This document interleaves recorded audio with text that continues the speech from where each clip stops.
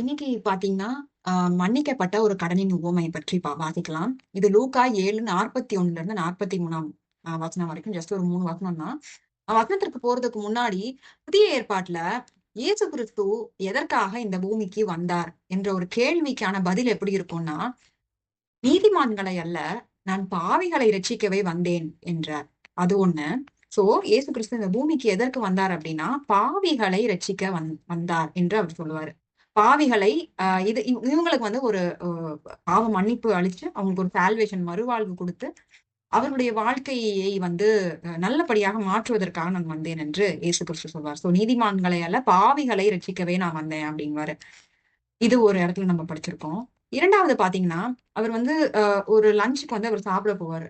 சாப்பிட போம்போது அவர் கூட யார் இருப்பாங்கன்னு பாத்தீங்கன்னா, ஆயக்காரர்கள். ஆயக்காரர்கள் இருப்பாங்க. ஆயக்காரர் ஆயக்காரர்னா யாருன்னா, ah tax collectors. Tax collectors and ah பாவிகள். இன்னொன்னு வந்து பாத்தீங்கன்னா, பாவிகள்னு போட்டிருக்கும். ஆ சோ, ஆ ஆ இயேசு கிறிஸ்து வந்து சாப்பிட போறது பாத்தீங்கன்னா, ஆயக்காரரும், பாவிகளோடும் இவர் சாப்பிடுகிறார் என்று பரியாசம் பண்ணுகிறது யாருன்னு பாத்தீங்கன்னா, பரிசேயர்கள். இவர்கள் வந்து பரியாசம் பண்ணுவார். ஏன் வந்து இயேசு கிறிஸ்து வந்து ஆயக்காரரோடும், பாவியோடும் ஏன் போய் சாப்பிடுறாங்க அப்படின்ட்டு.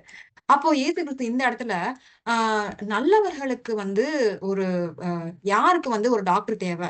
ஆ அ அ தேவைன்னு கேட்கும்பொழுது, நல்லவனுக்கா? இல்ல வந்து வியாதியா இருப்பவனுக்கா? அப்படின்னு பார்த்தா, வியாதியாக இருப்பவர்களுக்கு தான் வந்து ஒரு மருத்துவம் பார்க்க வேணும் அப்படின்ட்டு. அப்ப நானும் இந்த பூமிக்கு வந்து நல்லவர்களுக்கு நல்லா வாழ்றவங்களுக்காக வரல. யார் வந்து தன்னை பாவி என்று நினைத்து மனம் வருந்தி, மனம் நொறுங்குண்டு இருக்கிறார்களோ, அவர்களை நான் ரட்சிக்கவே வந்தேன் என்று சொல்லுவாரு.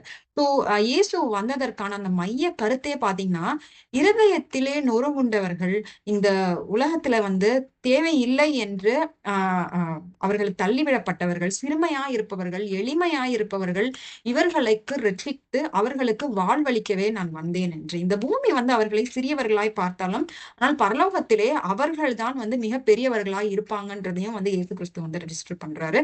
இந்த காஸ்பல் ரீடிங்ல. அதை சார்ந்தது தான் நாம இன்றைக்கு நான் வாசிக்க போற இந்த ஒரு உவமையை நான் வாசிக்கிறேன்.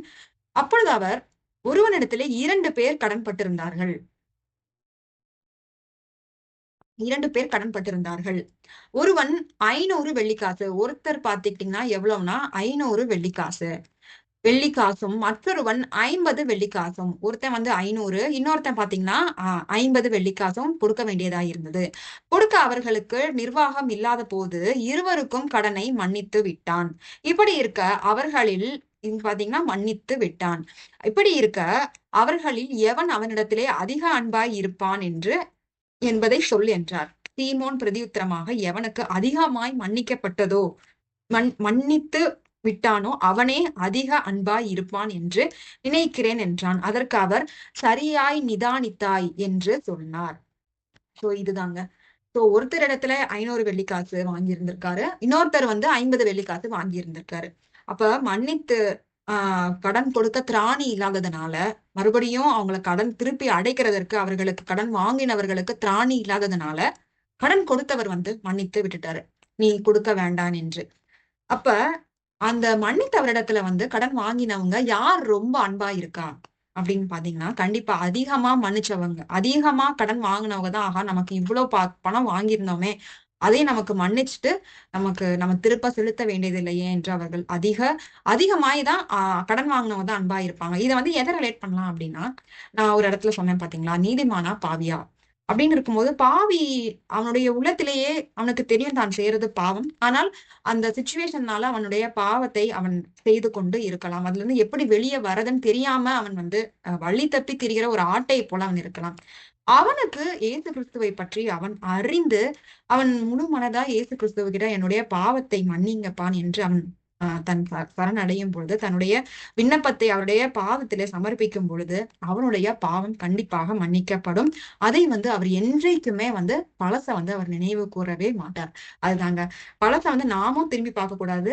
இயேசு நம்மளை ஏற்றுக்கொண்ட பிதாவுமே வந்து அதை என்றைக்குமே அவர் திரும்பி பார்க்கவே மாட்டார். ஒரு பெஸ்ட் எக்ஸாம்பிள் யாருன்னு பாத்தீங்கன்னா மதலேனா மரியாள்.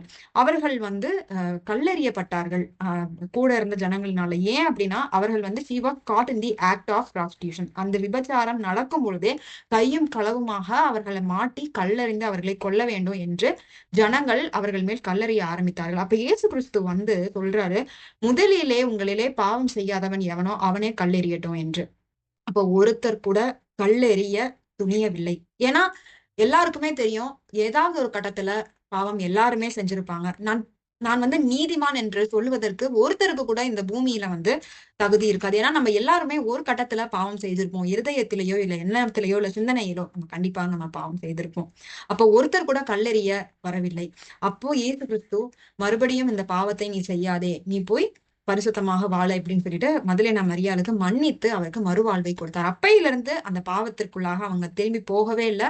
இயேசு கிறிஸ்துவோடயே தான் வந்து கடைசி அவர் இயேசு கிறிஸ்து வந்து உயிர்த்தெழுந்த போது கூட கல்லறையில போய் பாக்குறவங்க இவங்களும் ஒருத்தவங்கன்றத நம்ம வந்து புதிய ஏற்பாட்டுல நம்ம வாசிக்கிறோம். அப்படி அந்த பாவியா இருக்கிறவன் வந்து அவனுக்கு அந்த பாவம் மன்னிக்கப்பட்டால் அவனுக்கு இருக்கிற அந்த சந்தோஷம் வந்து வேற. அவனுக்கு கோடி காசு கொடுத்தாலுமே அவனுக்கு அந்த சந்தோஷம் கிடைக்காது. ஆனா நம்மள தேவன் வந்து ஒரு இன்னசென்ட் சைல்டாக ஒரு குழந்தையை போல நம்மளை பார்க்கிறாரே, நம்ம இவருக்கு கண்டிப்பா நம்ம உண்மையா இருக்கணும்ன்ற அந்த ஒரு எண்ணம் மட்டும்தான் அந்த பாவிக்கு இருக்கும். அதுதான் வந்து வெரி இம்பார்ட்டன்ட். அதற்காக தான் வந்து இயேசு கிறிஸ்துவ இந்த பூமிக்கு வந்திருக்காரு. சோ நம்ம பாவியாக இருந்தாலும் நம்ம அந்த பாவத்திற்குள்ளாக நம்ம போகக்கூடாது.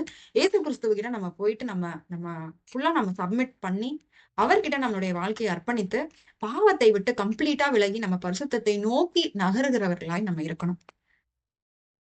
நெக்ஸ்ட் வீடியோல பார்க்கலாம். தேங்க்யூ.